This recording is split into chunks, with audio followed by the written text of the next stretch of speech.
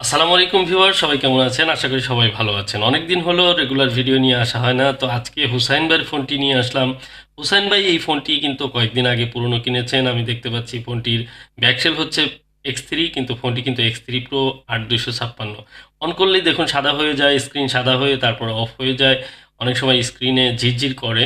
তো এই সমস্যাটি মূলত উনি যেহেতু পুরনো ফোন কিনেছেন, পুরনো ফোনের ক্ষেত্রে অনেক সময় অনেক সমস্যা থাকে। আমি দেখব কি সমস্যা রয়েছে এবং কি এই ফোনটির একটি ভোল্টেজ আপ হয়ে গেলে এই সমস্যাটি হতে পারে, স্ক্রিন সাদা হয়ে যায়, র্যামের ভোল্টেজ আপ ডাউন হয়ে যায়।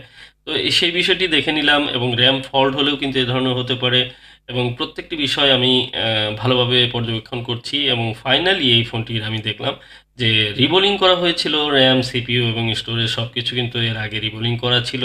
উনি যেহেতু পুরনো কিনেছেন, উনি ডিটেলস এই ফোনটি সম্পর্কে জানেন না। তারপরে আমি ফোনটি সব চেক করে আবার আইসিগুলো নতুন করে রিবোলিং করলাম। আর আইসিটি যখন আমি ওপেন করলাম দেখতে পেলাম সিপিইউর নিচে বেশ কিছু বল কিন্তু কানেক্টই পাইনি। এ ধরনের অনেক সময় হয়ে থাকে।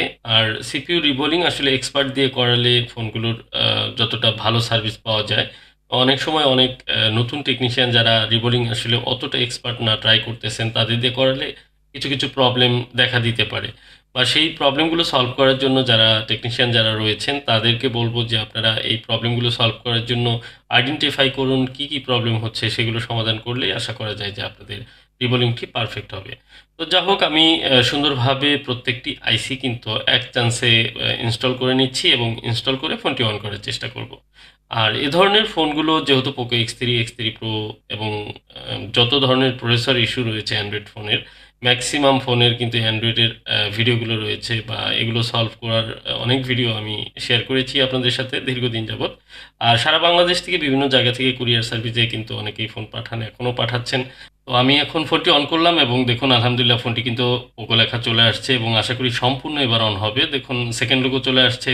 তো এভাবেই যারা প্রবলেমগুলো ফিক্স করতে চান বা আমার কাছ থেকে সার্ভিস নিতে চান, আমার হোয়াটসঅ্যাপ নাম্বারে যোগাযোগ করবেন এবং সারা বাংলাদেশের যে কোনো জায়গা থেকে কুরিয়ার সার্ভিসের মাধ্যমে ফোন পাঠিয়ে আপনারা কিন্তু সার্ভিস নিতে পারেন।